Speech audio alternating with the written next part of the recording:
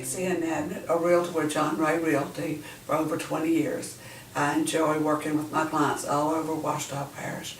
I'm here today to introduce Carrick Inabnetts, a real estate attorney with landowner's title, who's going to touch on a couple of topics that may be completely unknown to buyers when they purchase property, but very important.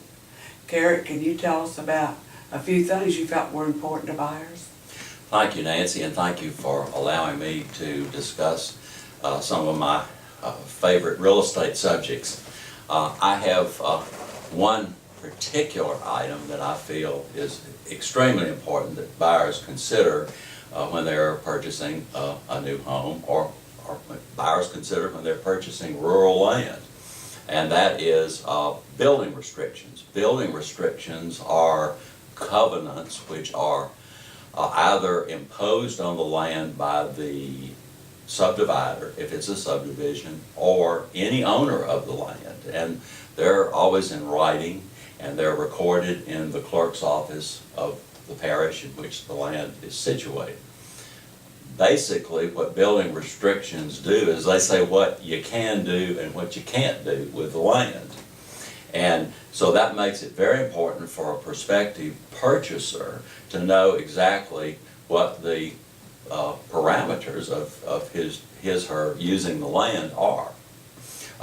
Frequently, building restrictions in the city will provide for a certain minimum number of square feet for the home.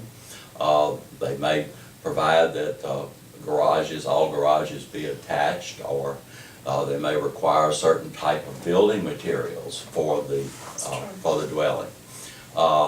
Building restrictions also govern fences, setback lines, and other items. So it's very important that a purchaser know about this, and a purchaser can ask his or her realtor to inquire of the seller of the property whether there are restrictions on the property, and try to obtain in advance of purchasing the property a copy of the building restrictions.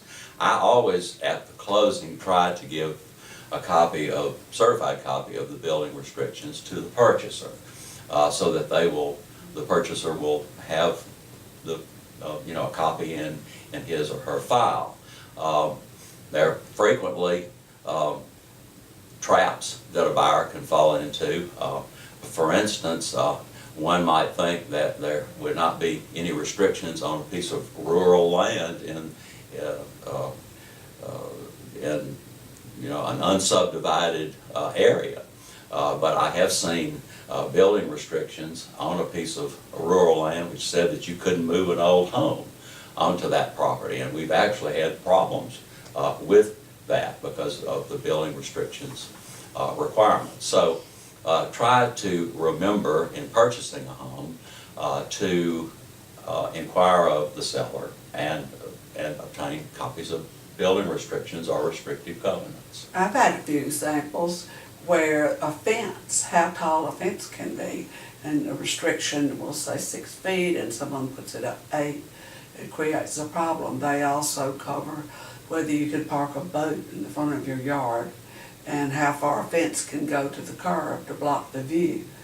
And these are just small restrictions that create problems. So it definitely, and when you start to add on to your home, you need to pop those out of your file and see what you can do and what you can't do. Exactly. Any renovation or any additions which are going to take additional space in the yard, or which are going to change the original footprint of the house or the building, could be governed by appropriate building restrictions.